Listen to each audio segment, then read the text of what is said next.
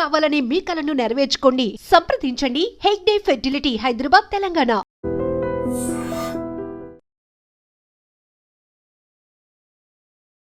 జనరల్గా సమ్మర్లో అగ్ని ప్రమాదాలు ఎక్కువగా చూస్తూ ఉంటాం. ఎలక్ట్రికల్ ఫైర్స్ కానీ, షార్ట్ సర్క్యూట్స్, వీటిల్లో సమ్మర్ అనేటప్పటికీ నాన్ స్టాప్గా కంటిన్యూస్లీ ప్రతి ఇంట్లో రన్ అయ్యేది ఏసీలు కూడా బ్లాస్ట్ అవుతూ ఉండటం, అగ్ని ప్రమాదాలు జరుగుతూ ఉండటం, చాలామంది ప్రాణాలు పోగొట్టుకుంటూ ఉండటం, ఇవన్నీ మనం చూస్తున్నాం. అసలు ఎందుకు షార్ట్ సర్క్యూట్ ఎందుకు కారణమవుతాయి, అలానే ఏసీ ఫైర్స్ ఎందుకు జరుగుతూ ఉంటాయి కూడా తెలుసుకుందాం. నమస్తే మేడం, విశాఖపట్నం ఫైర్ స్టేషన్ నుంచి వచ్చాం. యాక్చువల్గా ఈ సమ్మర్లోని ఏసీ ఉపయోగాలు, తర్వాత ఫ్రిడ్జ్ ఉపయోగాలు ఎక్కువ చేస్తూ ఉంటాం. ఎవరైతే ఈ నాణ్యత లేని ఎలక్ట్రికల్ ఐటమ్స్ ఉపయోగించడం, కంటిన్యూస్గా ఏసీ యూజ్ చేయడం, దాని మినిమం కేర్ అండ్ మెయింటెనెన్స్ చూసుకోకపోవడం వల్ల ఏంటంటే ఈ ఎలక్ట్రికల్ షార్ట్ సర్క్యూట్లు ఏర్పడి ఫైర్ యాక్సిడెంట్లు అయ్యి తద్వారా ప్రాణ నష్టం కానీ ఆస్తి నష్టం కానీ జరగడం సంభవిస్తున్నాయి. సో అలాంటివి ఏవి రాకుండా ఉండాలంటే first good quality of electrical product use చేయడం, తర్వాత ఏదైనా ఒక ఎక్విప్మెంట్, ఎలక్ట్రికల్ ఎక్విప్మెంట్ వాడుతున్నప్పుడు దాని కేర్ అండ్ మెయింటెనెన్స్ ఏంటి తెలుసుకొని తక్కువగా మనం దాన్ని యూజ్ చేస్తూ నీట్గా ఇచ్చేసుకున్నట్లయితే కాస్త వరకు ఎలక్ట్రికల్ షార్ట్ సర్క్యూట్ని తగ్గించవచ్చు. దట్టు ఈ సమ్మర్లోని టెంపరేచర్స్ ఎక్కువ ఉంటాయి కాబట్టి ఆల్రెడీ వర్క్ జరుగుతున్న కేబుల్స్ కానీ, వర్క్ చేస్తున్న యూనిట్స్ కానీ హీట్లో ఉంటాయి. దానికి అవుటర్ టెంపరేచర్ వల్ల ఇంకా ఇది ఏర్పడి అది ఇంకా తక్కువ టైంలో ఏంటంటే దాన్ని ఫైర్ యాక్సిడెంట్ అవ్వడానికి అవకాశాలు ఉంటాయి అన్నమాట. సో సమ్మర్లోని ఏసీ యూజ్ చేస్తున్నప్పుడు కానీ, మిగతా ఏదైనా ఎలక్ట్రికల్ యూజ్ చేస్తున్నప్పుడు కానీ దాని కేర్ అండ్ మెయింటెనెన్స్ తెలుసుకొని good quality of electrical product use చేసినట్లయితే ఎలక్ట్రికల్ షార్ట్ సర్క్యూట్ తగ్గుతాయండి. మోస్ట్లీ కొంతమంది ఇంట్లో ఉండరు, ఊరు వెళ్ళిపోతారు, అయినా కూడా వాళ్ళ ఇళ్లలో కొన్ని ఫైర్ ఇన్సిడెంట్స్ అవుతాయి. ఎందుకు సార్? యాక్చువల్గా ఏంటంటే ఈ ఇంట్లోని మెయిన్ స్విచ్ ఆఫ్ గంట వెళ్ళిపోయినట్లయితే ఏదైనా ఒక స్విచ్ ఆన్ చేసే లైట్ కానీ, బల్బ్ కానీ, ఏదో ఒక ఐటమ్ ఆన్ చేసి ఉండడం వల్ల ఏంటంటే అక్కడ ఎలక్ట్రికల్ అంత ఇదిగా లేకుండా అతుకులున్నా ఏమున్నా సరే షార్ట్ సర్క్యూట్ జరిగి ఇల్లు క్లోజ్ చేసి ఉంటుంది కాబట్టి ఇంటర్నల్గానే ఫైర్ క్రియేట్ అయిపోయి స్మోక్ అంతా జనరేట్ అయిపోయి ఆ స్మోక్ బయటకు వచ్చి లేకపోతే మంటలు బయటకు వస్తేనే కానీ ఎవరికి తెలీదు. సో మా సలహా ఏంటంటే ఎప్పుడైనా బయటకు వెళ్తున్నప్పుడు ఇంట్లో ఉన్న మెయిన్ స్విచ్ ఆఫ్ చేసి వెళ్ళడం మంచిదండి. ఈవెన్ గ్యాస్ మెయిన్ స్విచ్ కూడా. కొన్ని అపార్ట్మెంట్స్లో ప్రమాదాలు చూస్తాం, ఇళ్లల్లో కూడా. అంటే ఎక్కడో ఇన్సిడెంట్ అవుతుంది, మనది కాదులే, పక్క ఇంటి నుంచి పొగలు వస్తున్నాయని తేరుకునే లోపే వాళ్ళు మోల్లో చిక్కుపోతారు, ఫైర్ జరిగిపోతూ ఉంటుంది. ఆ టైంలో మీరు వచ్చి రెస్క్యూ చేసిన లోపు తీసుకోవాల్సిన జాగ్రత్తలు ఏంటి, వాళ్ళని వాళ్ళు ఎలా ప్రొటెక్ట్ చేసుకోగలవచ్చు? ఈ అగ్ని ప్రమాదం సంభవించిన రూముల్లో స్మోకు, మంటలు ఎక్కువగా ఉంటాయండి.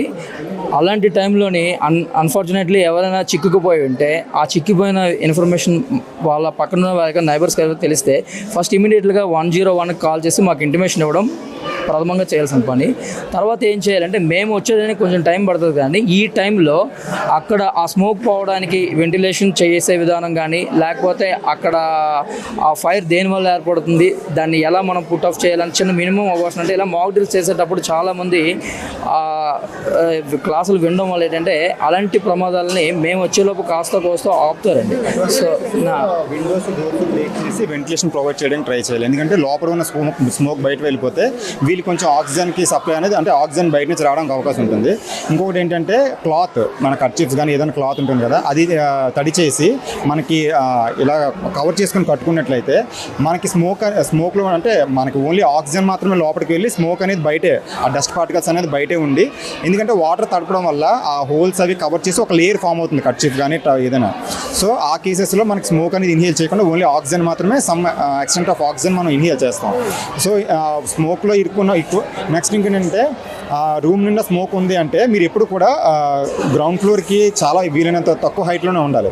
ఎందుకంటే స్మోక్ యొక్క డెన్సిటీ నార్మల్ ఎయిర్ కన్నా చాలా తక్కువ.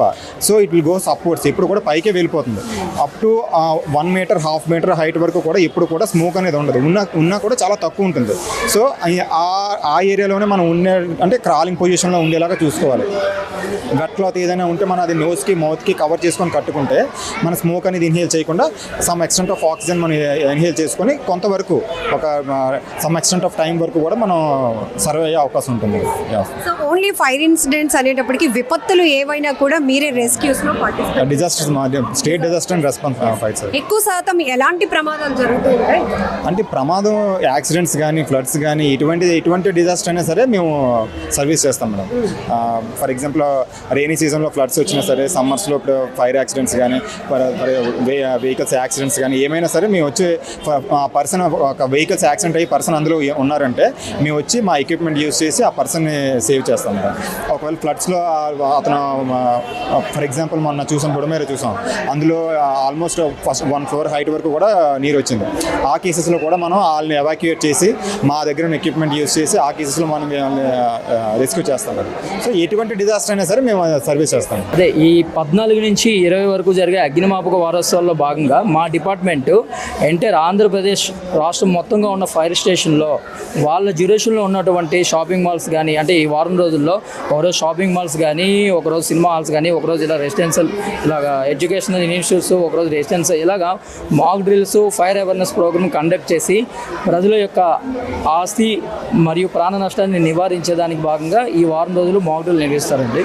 రవి గారు, జనరల్గా సిలిండర్ అనేటప్పటికి అయ్యో డెలివరీ బాయ్ వస్తున్నాడు, మనం చక్కగా వంట చేసుకుంటున్నాం, ఇదే తెలుసు. కానీ దాన్ని ఎలా మెయింటైన్ చేయాలి, ప్రమాదం జరగకుండా ఎలా చూసుకోవాలి, అసలు చిన్న చిన్న మిస్టేక్స్ ఏం చేస్తుంటాం చెప్పండి. మేము విశాఖపట్నం ఫైర్ స్టేషన్ నుంచి వచ్చామండి. అయితే రెగ్యులర్గా మనకి మేమైతే ఒక 250 to 300 fire calls per year attend అవుతాము. So most of the fires ఏంటంటే gas fires and electrical short circuit fires. So gas fires అంటే అది చాలా కాజెస్ ఉన్నాయి. గ్యాస్ లీక్ వల్ల ఫైర్ అవ్వడం, లేకపోతే వీళ్ళు ఫర్ ఎగ్జాంపుల్ గ్యాస్ పైప్ ఉంది, సో అది ఎవ్రీ 6 monthsకి చేంజ్ చేయాలి. సో 6 monthsకి చేంజ్ చేయకుండా అది లీక్ అవ్వట్లేదు కదా అని చెప్పేసి 1 year 2 years అలా కంటిన్యూస్గా యూజ్ చేస్తారు. ఎప్పుడైతే దాని టైం పీరియడ్ యాక్చువల్గా 6 months, కానీ 1 year 2 years యూజ్ చేయడం వల్ల కాన్సన్ట్రేషన్ అనేది తగ్గిపోతుంది, పైప్ యొక్క కాన్సన్ట్రేషన్ తగ్గుతుంది. సో దాని యొక్క స్ట్రెంత్ తగ్గి చిన్న చిన్న హోల్స్ ఫామ్ అవుతాయి. సో ఆ హోల్స్ ఫామ్ అయ్యి అందులోంచి గ్యాస్ లీక్ అయ్యి మనకి ఫైర్ అయ్యే అవకాశం ఉంది.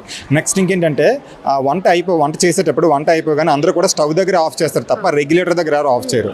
సో ఇందాక సార్ చెప్పినట్టు మనం ఒక స్టవ్ దగ్గర ఆఫ్ చేసినప్పుడు రెగ్యులేటర్ దగ్గర ఆఫ్ చేయకపోతే ఆ గ్యాస్ అనేది ఆ పైప్లోనే ఉంటుంది. సో ప్రెజర్ అనేది ఎక్కువ అవుతుంది. ప్రెజర్ ఎక్కువ అవడం వల్ల కూడా ఆ పైప్కి హోల్స్ పడడం వల్ల గ్యాస్ లీక్ అయ్యి ఫైర్ అయ్యే అవకాశం ఉంది. సో మన డెఫినెట్గా ప్రతి ఒక్కరు కూడా రెగ్యులేటర్ దగ్గర అనేది కన్ఫర్మ్గా ఆఫ్ చేయాలి.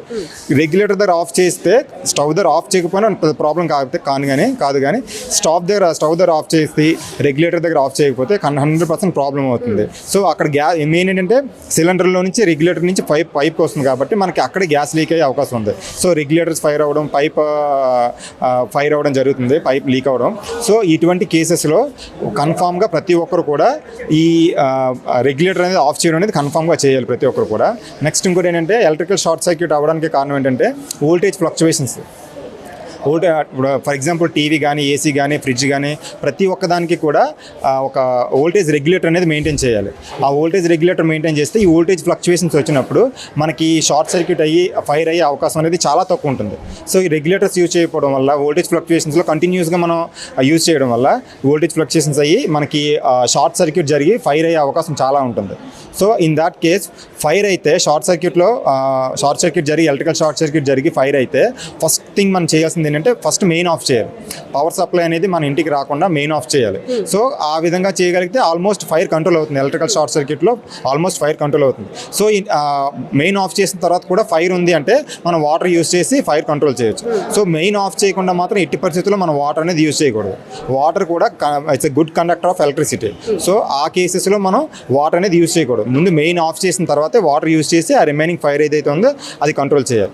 సో ఇంకా ఏంటంటే మన గ్యాస్ లీక్ అయినప్పుడు మనం ఇమ్మీడియట్గా ప్యానిక్ అయిపోతూ ఉంటాం. అమ్మో మా ఇల్లంతా గ్యాస్ స్మెల్ వచ్చేస్తుంది, ప్రమాదం జరిగిపోతుంది. కానీ ఇమ్మీడియట్గా ఏం చేయకూడదు, ఏం చేయాలి?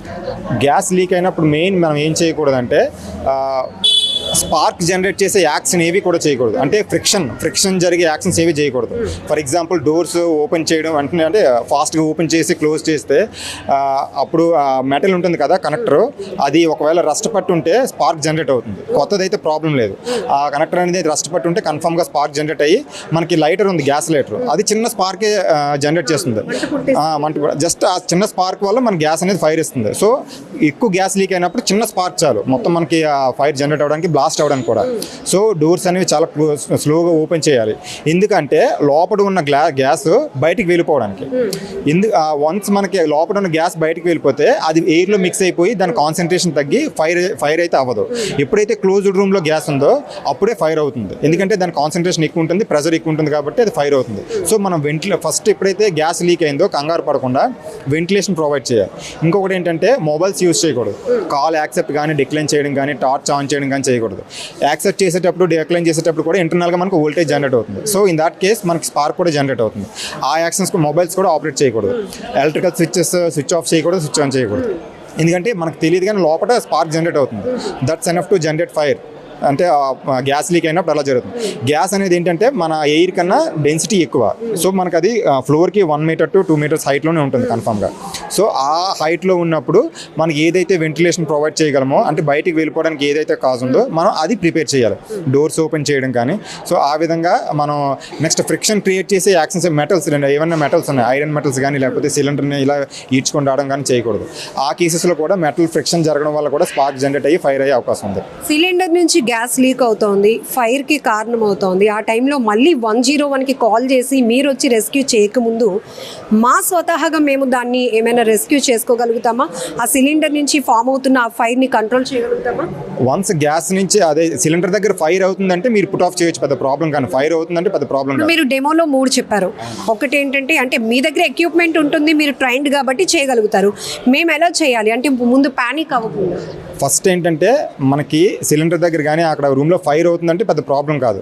కానీ గ్యాస్ లీక్ అయ్యి ఫుల్గా గ్యాస్ లీక్ అయ్యి ఉందంటే మాత్రం చాలా అటెంటివ్గా ఉండాలి. అదే చాలా డేంజరస్. ఎప్పుడైతే గ్యాస్ లీక్ అయిందో చిన్న స్పార్క్ జనరేట్ అయినా సరే మొత్తం బ్లాస్ట్ అయిపోతుంది. ఇప్పుడు నేను చెప్పినట్టు ఫ్రిక్షన్ కానీ మొబైల్స్ యూజ్ చేయడం కానీ స్విచ్చెస్ ఎలక్ట్రికల్ స్విచ్చెస్ కానీ ఇటువంటివన్నీ ఆపరేట్ చేయకూడదు. వీలైతే వెంటిలేషన్ ప్రొవైడ్ చేయడానికి ట్రై చేయాలి. వెంటిలేషన్ ప్రొవైడ్ చేయలేకపోతే మీరు దానికి దూరంగా ఉండాలి కన్ఫామ్గా. ఎందుకంటే ఆ ప్యానిక్ సిచ్యువేషన్లో మీరు అంత యాక్యురేట్గా వర్క్ చేయలేరు. సో గ్యాస్ లీక్ అయితే మాత్రం చాలా జాగ్రత్తగా ఉండాలి. ఫైర్ అవుతుందంటే మేము చెప్పిన మెథడ్స్ యూజ్ చేసి వెట్ బ్లాంకెట్ యూజ్ చేసి లేకపోతే బకెట్ యూజ్ చేసి CO2 ఎక్స్టింగ్విషర్స్ యూజ్ చేసి ఫైర్ పుట్ ఆఫ్ చేయొచ్చు, పెద్ద ప్రాబ్లం కానీ ఫైర్ అవ్వకుండా గ్యాస్ మాత్రమే లీక్ అయ్యి చాలా ఎక్కువ గ్యాస్ స్మెల్ వస్తుంది, గ్యాస్ ఎక్కువ రిలీజ్ అయింది, క్లోజ్డ్ రూమ్లోనే ఉందంటే మాత్రం చాలా జాగ్రత్తగా ఉండాలి. మీకు వీలైతే మీరు ఆ వెంటిలేషన్ ప్రొవైడ్ చేయడానికి ట్రై చేయాలి. లేకపోతే 101 కాల్ చేసి మీరు కొంచెం దూరంగా ఉండడం బెటర్.